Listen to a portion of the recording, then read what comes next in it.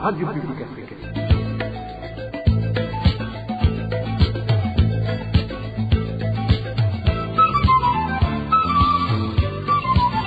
Radio Publique Africaine.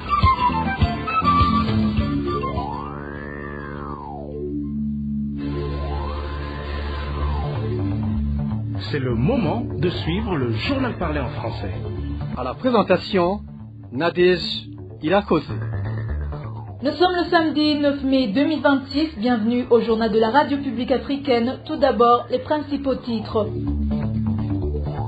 Préoccupation de la Ligue burundaise des droits de l'homme, ITK, face à la criminalité grandissante au Burundi, dans le silence total des autorités du pays. En effet, la Ligue ITK a pu recenser 30 cas d'assassinat au mois d'avril dernier. Les parents d'élèves fréquentant des écoles relevant de la direction communale de l'éducation de Kayanza dénoncent une contribution d'une somme excessive exigée à leurs enfants pour la préparation à l'examen d'État. Dans ce journal, vous allez aussi entendre des commerçants de la colline Wuramata, zone Gihanga, qui s'insurgent contre des collectes abusives d'argent, leur imposées par les autorités locales et les Imbonerakure, soi-disant pour soutenir les activités sportives. Voilà pour le sommaire, dans quelques secondes, le développement de cette édition. Bonsoir, page politique pour commencer. 5 partis politiques de l'opposition ont annoncé ce vendredi que même s'ils ne participeront pas aux discussions organisées par la CENI, chargée de préparer les élections, chaque parti reste libre de prendre part aux élections présidentielles de 2027. Ces propos ont été tenus par Olivier Nkurunziza, président du parti UPRONA, qui représentait également ces partis politiques lors d'une conférence de presse tenue ce vendredi. Cet homme politique a également indiqué qu'en cas de problème, ils n'hésiteront pas à saisir le chef de l'État, même si celui-ci est candidat à ces prochaines élections. Il estime que cela ne l'empêche pas de continuer à exercer ses fonctions conformément à la loi. Suivez Olivier Nkurunziza, président du parti UPRONA. La participation des élections. Aujourd'hui, le communiqué de presse, c'est pour demander des dialogues afin de montrer qu'effectivement la CENI n'est pas aujourd'hui crédible. C'est la raison pour laquelle, si rien n'est fait, les partis signataires annoncés au niveau de leur organisation interne, chaque parti politique va prendre position parce que aujourd'hui c'est pas une coalition, c'est seulement la position du communiqué que nous avons donné. Entre partis politiques prendra position sur cela. Et le président de la République, si son parti a opté qu'il soit le candidat, c'est organisation interne. Mais ça ne lui enlève pas l'autorité de rester le président de la République jusqu'à ce que peut-être il va poser sa candidature au sein de la CENI. Il reste toujours le président de la République, même s'il est aujourd'hui candidat, qu'il montre qu'il est à la hauteur de rester le président de la République qui écoute tous les Burundais, quel que soit leur parti politique. Les craintes que nous avons adressées à son Excellence Monsieur le Président de la République, c'est effectivement, ça se trouve dans la lettre lui adressée en date du 4 avril 2026. Et en page gouvernance, les commerçants du marché situé sur la colline Wuramata, dans la zone Gihanga, commune Manda, en province de Bujumbura, dénoncent une collecte abusive d'argent leur imposée par les responsables de la colline, ainsi que par les Imbonerakure, prétendument pour soutenir les activités sportives. Ces commerçants affirment qu'on leur exige ces contributions alors qu'ils sont déjà confrontés à de graves difficultés financières. Rémi Ndelagakura pour plus de détails. Certains commerçants du zone de Buramata, dans la zone de Gihanga, affirment qu'on leur exigeait une contribution de 5 000 francs burundais destinée au soutien des activités sportives. Ces commerçants dénoncent une pratique récurrente et imposée de force. Selon eux, cela s'apparente à une vol organisée. Que l'on soit vendeur de chaussures, de tomates, de haricots ou de n'importe quel autre produit au marché, chacun est obligé de verser une contribution de 5 000 francs, soi-disant destinée au soutien des activités sportives. sportives. Par exemple, au mois de février, on nous a imposé cette somme de 5 000 francs chacun pour ce même motif. Si l'on additionne tout l'argent récolté auprès des commerçants, même les plus petits vendeurs, cela dépasse 2 millions de francs. Au début du mois d'avril, ils sont encore venus exiger une autre contribution de 5 000 francs toujours pour soutenir le sport. Et quand quelqu'un refuse de payer, les monnaies à couler saisissent directement ces marchandises. Selon ces commerçants du marché de Bouramata, il s'agit d'une véritable harcèlement. Il pointe du doigt le chef du secteur. Il demande la fin de ces pratiques qui qualifient d'abusives, affirmant qu'ils vivent déjà dans une grande précarité économique. Les principaux responsables de ces pratiques sont les chefs culinaires ainsi qu'un chef de secteur connu sous le nom de Jamari, surnommé Ngendera. Ce sont eux qui nous mettent sous pression et qui viennent régulièrement semer le désordre dans tout le marché. Nous considérons cela comme des harcèlements et de l'oppression, alors que nous, simples citoyens, n'avons même pas de quoi vivre et sommes obligés de contracter des dettes dans des associations de solidarité pour acheter des cahiers scolaires à nos enfants. Concernant ces accusations formulées par les commerçants du marché de Bouramata, nous avons constaté par le téléphone d'Aishimi Meshach, le chef de zone Gihanga, mais en vain. Merci Rémi Nderagakura. Passons à la page Droits de l'homme.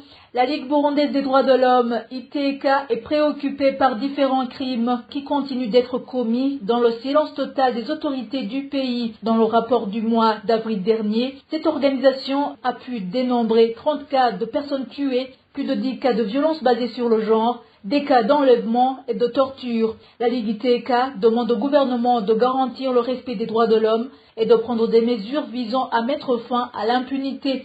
La décortication de ce rapport mensuel de la Ligue ITK avec Emmanuel Niungeko. Dans son rapport du mois d'avril, la Ligue burundaise des droits de l'homme ITK a pu inventarier 30 personnes tuées, dont 14 corps qui ont été découverts éparpillés dans différents endroits. Parmi les 30 victimes, la Ligue ITK indique que 20 étaient des hommes et 10 femmes. La province de Gitega occupe la première position avec 11 cas. Buhumuza vient en deuxième lieu avec 9 personnes tuées. Butanyerera 5 cas, Burunga 4 et enfin la province de Bujumbura avec un seul cas. En ce qui concerne les enlèvements, ce rapport de la Ligue ITK parle de 4 cas, dont 3 en province de Bujumbura et un cas dans la province de Buhumuza. La Ligue ITK mentionne que même les membres du parti au pouvoir ne sont pas épargnés par ces enlèvements. L'exemple illustratif est celui d'un certain Julien Manirakiza, résident du quartier de Mobone, zone Buterere, dans la commune de Ntahangwa, qui est sans trace depuis le 6 avril. Selon ce rapport, ce citoyen a été intercepté par un policier du même quartier accompagné par un groupe d'Imbonerakure. En matière de violence basée sur le genre, la Ligue ITK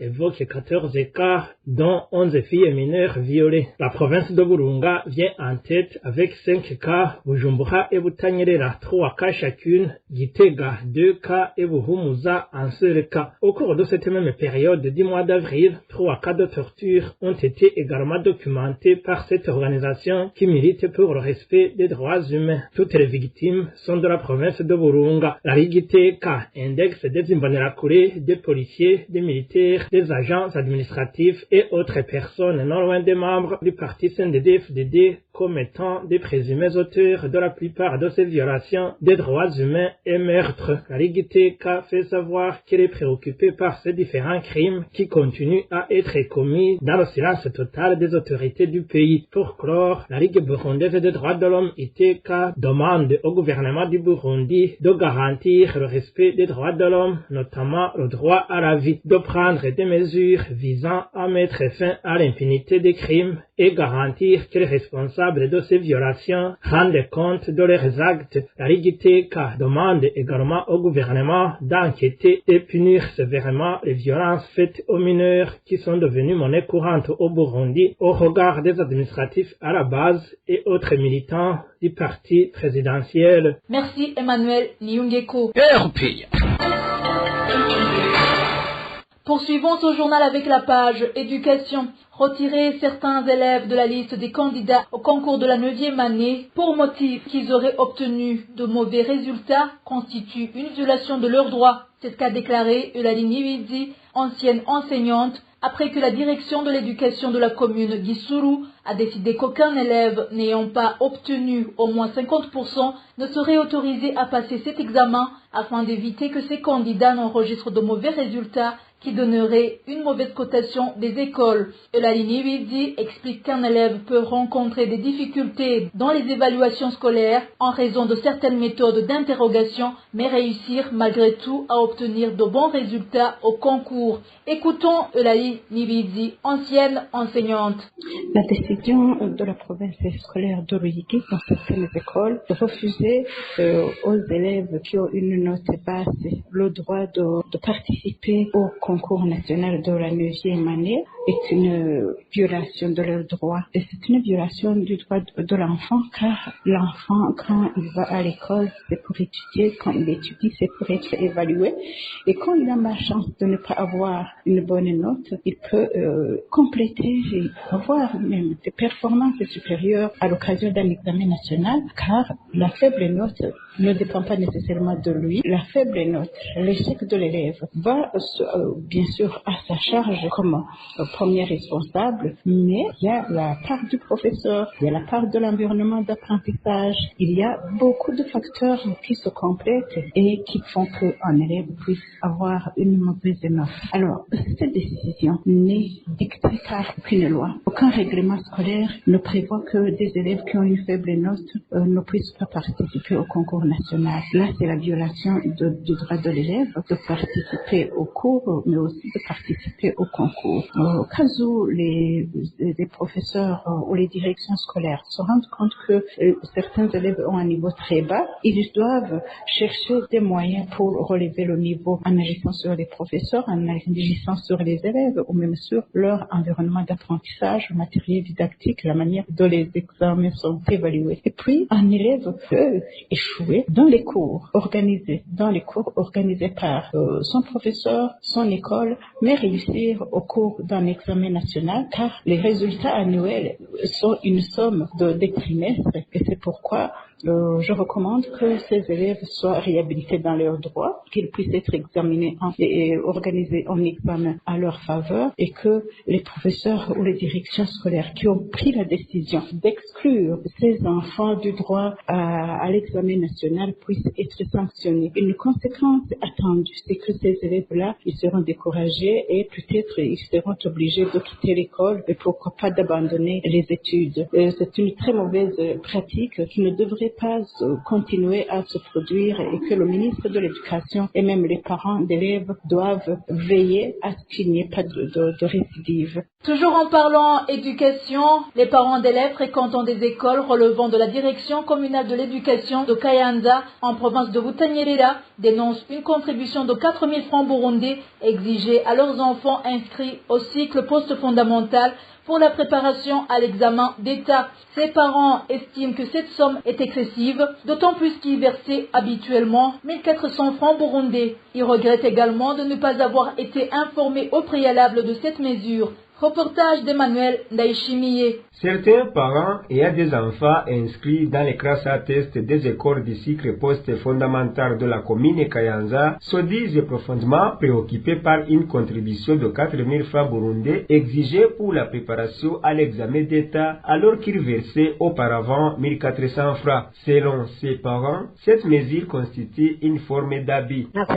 L'année passée, nous avons payé 1 400 francs pour l'organisation de l'examen. Mais cette année, on dit qu'il n'y a pas de moyens, que les papiers ont augmenté de prix et on nous explique désormais que ce sont les écoles elles-mêmes qui doivent se débrouiller pour organiser ces épreuves en demandant aux parents de verser 4 000 francs. Ce sont des choses que nous ne comprenons pas bien. Nous pensons que cela devrait se passer comme l'année dernière. En tant que parents, nous estimons être lésés car presque chaque mois, on demande encore 3 000 francs par élève pour payer les vacataires. Déjà confrontés à de nombreuses difficultés économiques, ces parents affirment qu'ils ne sont pas en mesure de réunir cette somme. Ils dénoncent une décision prise sans consultation préalable et demandent sa suspension.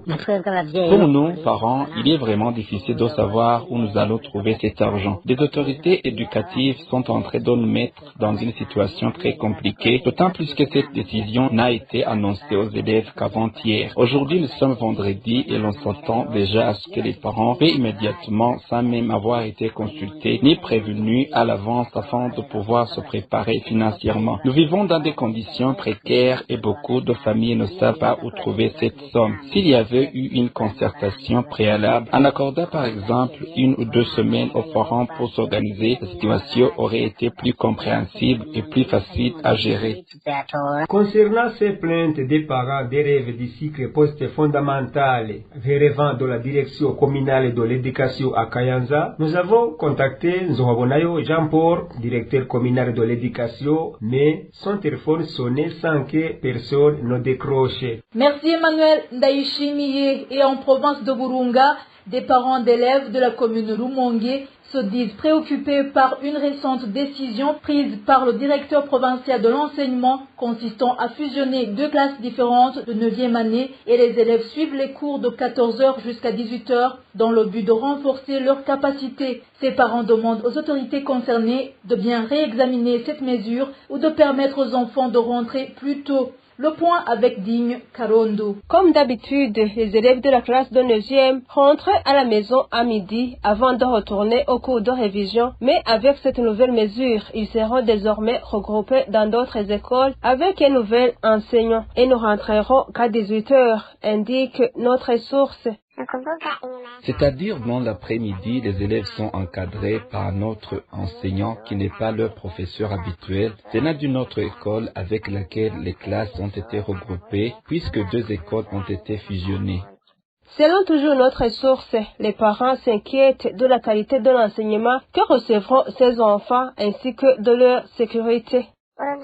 Le trajet que doit parcourir mon enfant pour se rendre à l'école qui lui a été attribuée est de 6 km. En plus des problèmes de sécurité, des enfants que je juge préoccupants surtout lorsqu'ils rentrent le soir, s'ajoute désormais la question d'un enseignant qui dispense les cours sans même connaître le niveau réel des connaissances atteint par les élèves. Les parents demandent ainsi au ministre de l'Éducation de suspendre cette mesure. Si un enfant rencontre un problème ce soir pendant le retour, que fera la DPI? Je demande donc que s'il n'y a pas d'autre motivation cachée derrière cette décision, cette mesure soit suspendue. Et s'ils estiment malgré tout qu'elle peut être utile, qu'au moins l'horaire soit revu afin que les élèves puissent rentrer à 17h. Merci Digne Karondo. C'est sur ce reportage que nous clôturons le journal du 9 mai 2026. Merci pour votre attention. Merci également à tous mes collègues. Excellent week-end à tous.